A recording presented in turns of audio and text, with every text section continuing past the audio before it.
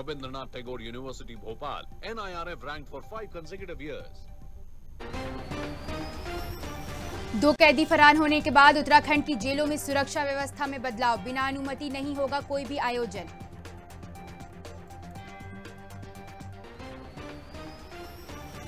देहरादून में 546 वाहनों की पार्किंग का रास्ता साफ। टेंडर आमंत्रित, जल्द मिलेगी जाम से मुक्ति।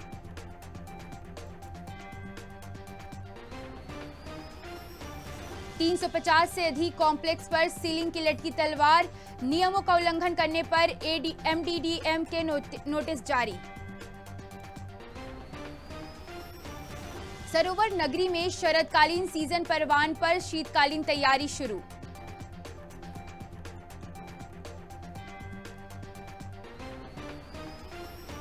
उत्तराखंड के पर्वतीय इलाकों में बढ़ी ठंड। तापमान में दर्ज की गई गिरावट। अगले कुछ दिनों तक मौसम शुष्क रहने का अनुमान। वायरल में मरीज बढ़े।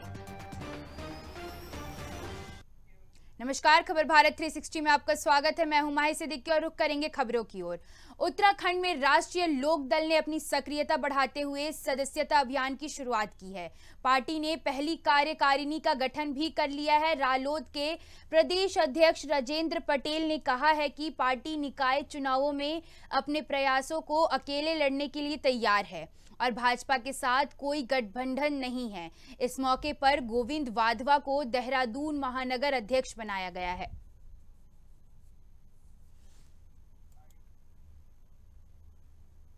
देखिए, राष्ट्रीय लोकदल लगातार सदस्यता प्रोग्राम में लगा हुआ है।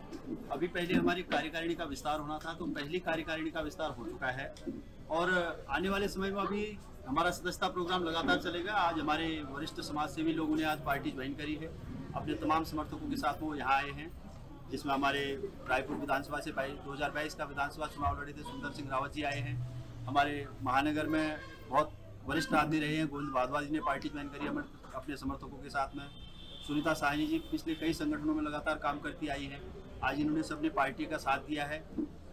रेखा शर्मा जी हैं, पहले हमारे साथ में हम सभी लोग उत्तराखंड क्रांति दल में काम कर रहे थे और ये सभी लोग पार्टी ज्वाइन कर रहे हैं, अपने समर्थकों के साथ आ रहे हैं। आने वाले निकाय की तैयारियों में हम लोग ये काम कर रहे हैं और निकाय से पहले आप ये लगाइए कि उत्तराखंड प्रदेश में राष्ट्रीय लोकदल पूर्ण रूप से अपनी दावेदारी पेश करेगा।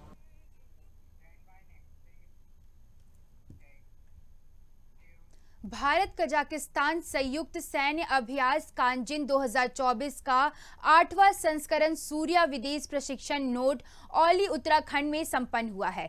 यह अभ्यास 30 सितंबर से 13 अक्टूबर तक 2024 तक आयोजित किया गया था। संयुक्त अभ्यास के समापन समारोह में कजाकिस्तान सेना के उप प्रमुख और कई कमांडर 116 इन्फेंट्री ब्रिगेड में भाग लिया है। वहीं काजिंद अभ्यास भारत और कजाकिस्तान में वैकल्पिक रूप से आयोजित एक वार्षिक प्रशिक्षण कार्यक्रम है, जिसका पिछला संस्करण जुलाई 2023 में कजाकिस्तान में आयोजित किया गया था।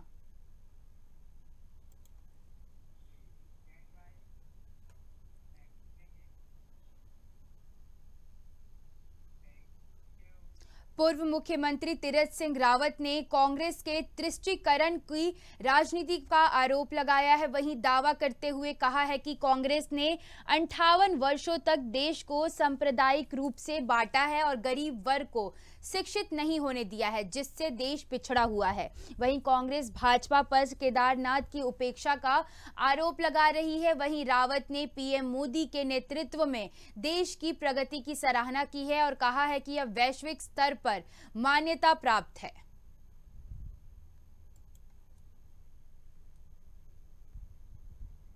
ऐसा ये बात वो बोल रही है जिन्होंने ने अब तक ये काम किया है, तुष्टीकरण की नीति अपनाई है। कांग्रेस ने किया क्या इतने सालों में? 57-58 साल क्या किया उन्होंने? समाज को तोड़ा, समाज को बांटने का काम किया, देश के टुकड़े कराने का काम किया और आम गरीब को उठने नहीं दिया, क्योंकि जिस दिन पढ़ लिख जाएगा तो मेरा वोट से चला जाएगा। केवल वोट बैंक की केवल चिंता, उसको और सत्ता, दो चीजें कांग्रेस ने किया इस देश के अंदर, इसलिए इतना पछड़ गया। आज मोदी जी को हम आगे बढ़ रहे हैं तेजी से, पूरा देश, और जिसका कायल आज देश नहीं तो दुनिया आज उसकी चर्चा करती है। तो ये तो उन लोगों ने किया तुष्टीकरण की बात, जो भी करते हैं उन्होंने किया ही है ना, समाज को तोड़ने का काम, बांटने का काम। जाति में, वर्गों में, यही तो करते रहे, यही तो आज दिन तक किया उन्होंने। बाकी इसके अलावा और कुछ किया क्या, विकास किया क्या? हाँ, अपना विकास जरूर नेताओं ने किया, कांग्रेस के नेताओं ने। सत्ता में आ गए तब तो चुनाव में बढ़िया बढ़िया, और उसके बाद जब बैठ गए तो अपना मौज मस्ती करो। तो ये किया ना कांग्रेस ने, और बात क्या किया? यही तो देश को लूटने का काम किया।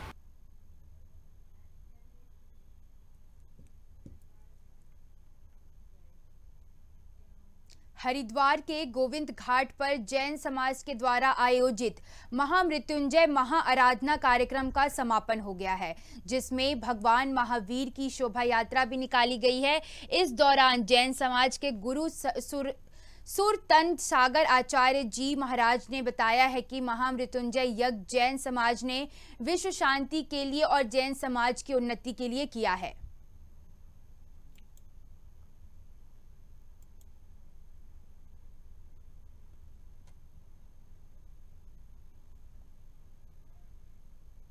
सौभाग्य सागर जी महाराज के श्री सानिध्य में और सुरत्न सागर जी के सानिध्य में ये प्रोग्राम किया गया। उन्होंने धर्म के किनारे इसका आयोजन जो हुआ तो उसका जो पुण्य भाव था वो कहीं भी नहीं हो गया, और गुरु जी के सानिध्य में हुआ, उसकी वजह से भी इसके अंदर चार चांद। एक शोभा यात्रा भी निकाली जा रही है। जी, शोभा यात्रा निकाली भी गई थी और आज दोबारा भी निकाली। जो हमारे देश में, विश्व में जो अशांति का माहौल है, सभी लोग किसी न किसी पीड़ा से व्यथित हैं। संसार की अनेक प्रकार की आधा व्याधा होती है, उपसर्गादि होते हैं, तो इन सभी का मात्र एक ही उपचार है कि हम अपने आराध्य को स्मरण करें और उनका ध्यान करें, उनसे सकारात्मक ऊर्जा को लेकर और अनंत शक्तियों का जो माध्यम, जो मंत्र है, उस मंत्रों के माध्यम से अपने जीवन को अभिमंत्रित करें और भविष्य में आने वाली उन आधा व्याधाओं को रोकने का हम लोगों ने यहाँ पर प्रयास किया।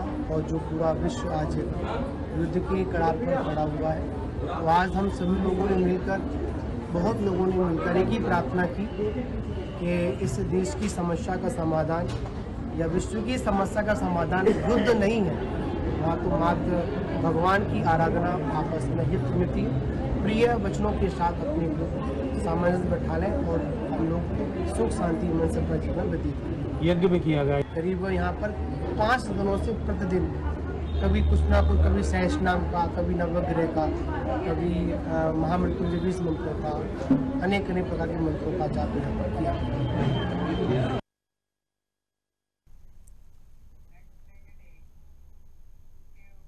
पछवादून के सहसपुर के सभावाला क्षेत्र में 3 नकाबपोश बदमाशों ने एक बुजुर्ग और महिला को बंधक बनाकर लूट की कोशिश की है। सुबह मॉर्निंग वॉक पर निकले बुजुर्ग को बदमाशों ने घेर लिया और मुंह बंद करने की कोशिश की। बीच बचाव करने आई महिला को भी बदमाशों ने पकड़ने का प्रयास किया, लेकिन उसकी चीखें सुनकर आसपास के लोग इकट्ठा हो गए, जिससे बदमाश भाग निकले। घटना का सीसीटीवी फुटेज भी मिला है, जिससे पुलिस बदमाशों के स्केच तैयार कर रही है। वहीं सहसपुर थाना पुलिस ने मामले की गंभीरता को देखते हुए मुकदमा दर्ज कर जांच शुरू कर दी है।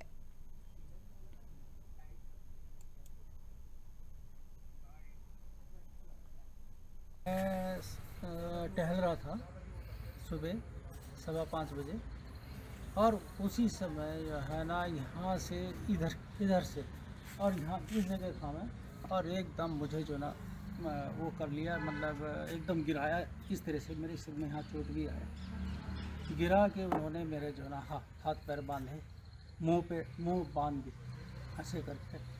उसके बाद कह रहे थे कि जो कुछ है तुम्हारे पास दे दो। मैंने कहा भाई मेरे पास यहाँ थोड़ी है, और मैं घर में कुछ रखा भी नहीं है।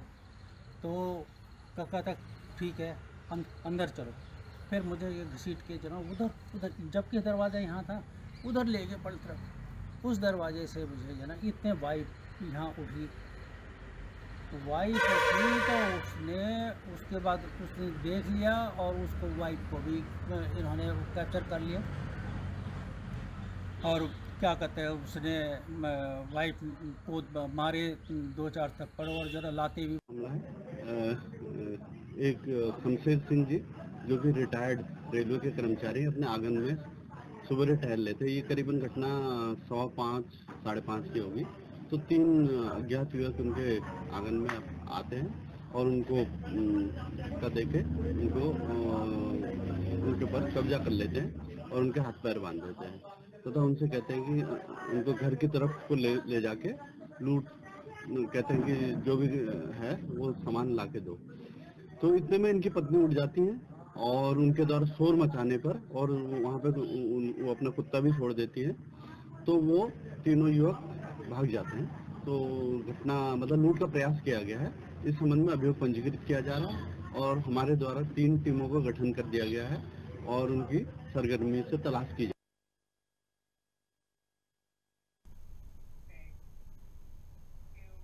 केदारनाथ विधानसभा सीट पर आगामी उपचुनाव को लेकर सभी दलों की तैयारियां जोर पकड़ चुकी हैं। भाजपा और कांग्रेस दोनों में ही कई दावेदार सामने आए हैं। सभी की नजर अब चुनाव की अधिसूचना पर है। भाजपा के प्रदेश अध्यक्ष महेंद्र भट्ट ने बताया है कि केदारनाथ उपचुनाव के लिए संगठन के पास 5 से 6 कार्यकर्ताओं के नाम आ चुके हैं। उन्होंने कहा है, केंद्र जिस पर भी मुहर लगाएगा पार्टी उसी को जिताने का प्रयास करेगी। चुनाव की अधिसूचना जारी होते ही राज्य संसदीय बोर्ड की बैठक होगी, जिसके बाद नाम केंद्रीय संसदीय बोर्ड को भेजा जाएगा और फिर प्रत्याशी के नाम की घोषणा की जाएगी। उपचुनाव की तैयारी में सभी दल सक्रिय हैं, जिससे चुनावी माहौल और भी गर्माता जा रहा है। देखिए, अभी 5-6 कार्यकर्ताओं की सूची है। वो सूची के सारे नाम केंद्र को भेजेंगे। केंद्र जो भी निर्णय करेगा वो सिरोधार्य है।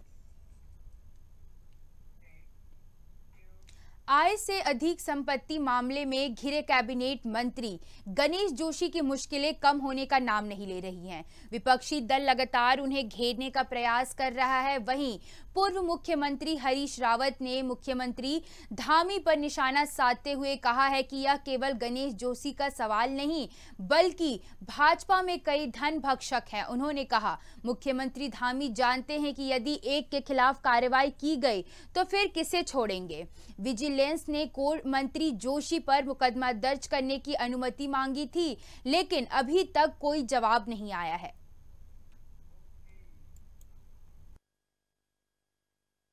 एक गणेश जोशी जी नहीं, वहां तो कई ऐसे भक्षक हैं, धन भक्षक हैं जो अपने अधिकारों का दुरुपयोग करके धन का भक्षण कर रहे हैं। तो ये धामी जी जानते हैं, यदि एक के खिलाफ कार्रवाई करेंगे तो फिर किसको छोड़ेंगे।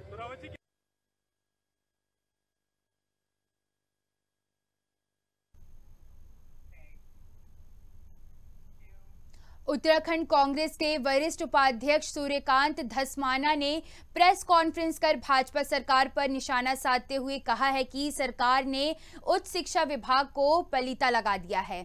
धस्माना ने आरोप लगाया है कि प्रदेश के प्रसिद्ध महाविद्यालयों की स्थिति खराब कर दी गई है और सरकार आशाकीय महाविद्यालयों में शिक्षकों की भर्ती पर रोक लगा चुकी है। उन्होंने बताया है कि देहरादून के प्रमुख डीएवी, डीबीएस, एमकेपी जैसे महाविद्यालयों में कई पद रिक्त हैं, लेकिन सरकार इन्हें भरने के लिए तैयार नहीं है। उनका कहना है कि धामी सरकार सरकारी महाविद्यालयों को समाप्त कर प्राइवेट संस्थानों को बढ़ावा दे रही है।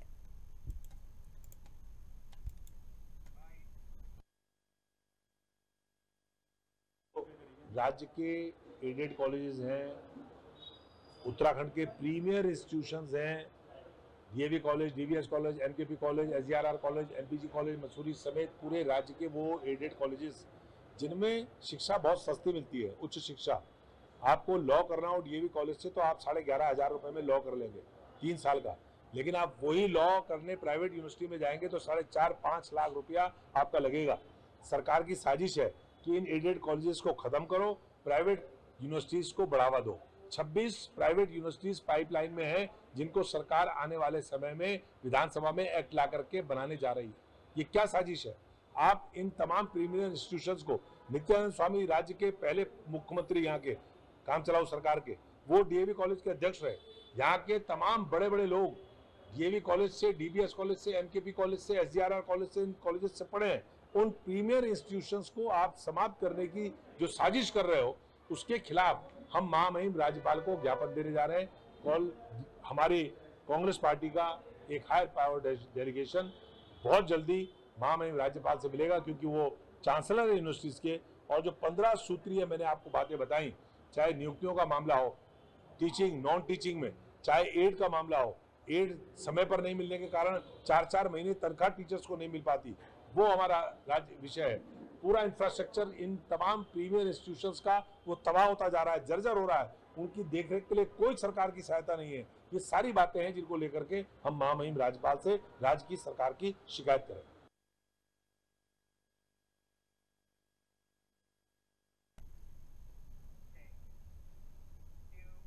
उत्तराखंड में 15 से 29 अक्टूबर तक होने वाले विरासत उत्सव की तैयारियां पूरी हो चुकी हैं, जो एफ्रो एशिया का सबसे बड़ा लोक और सांस्कृतिक फेस्टिवल माना जाता है।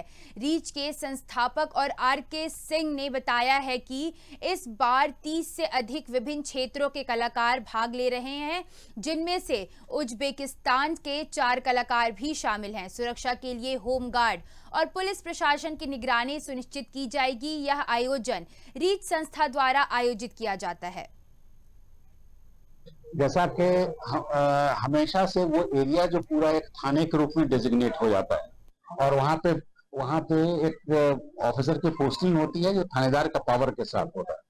हम लोग जो उत्तराखंड का जो होम गार्ड्स है उसको हम लोग हायर करते हैं सिक्योरिटी के लिए पूरा वहाँ पे।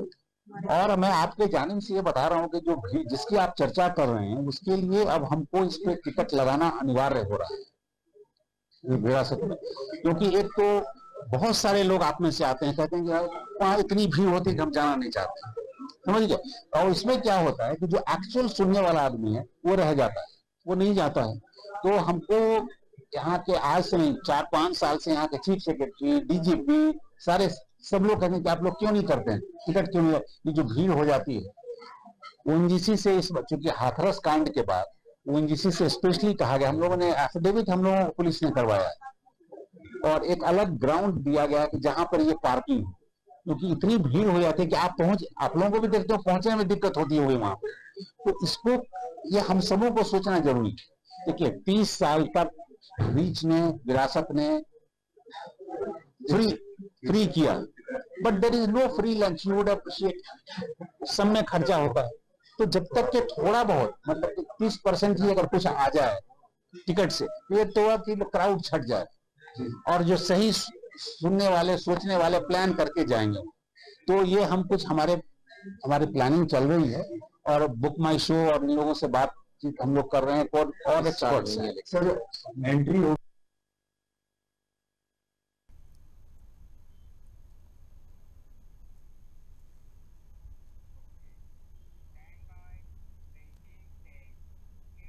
इसी बीच की बड़ी खबर जोशीमठ से सामने आ रही है, जहां पहाड़ों से भारी मलबा गिरने से मजदूरों में खौफ बना हुआ है। मैं आपको बता दें, जोशीमठ से पहाड़ियों से भारी मलबा आने से मजदूरों में खौफ बना हुआ है। मरवाड़ी बाईपास निर्माण के दौरान गिरा था मालबा, किसी भी प्रकार की कोई जानहानि नहीं हुई है। आपको बता दें, जोशीमठ पहाड़ियों से भारी मलबा गिरने से मजदूरों में खौफ देखने को मिल रहा है।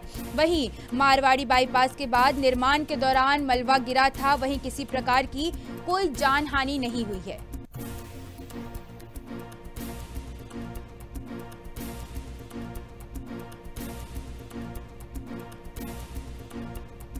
फिलहाल खबरों में इतना ही, बने रहिए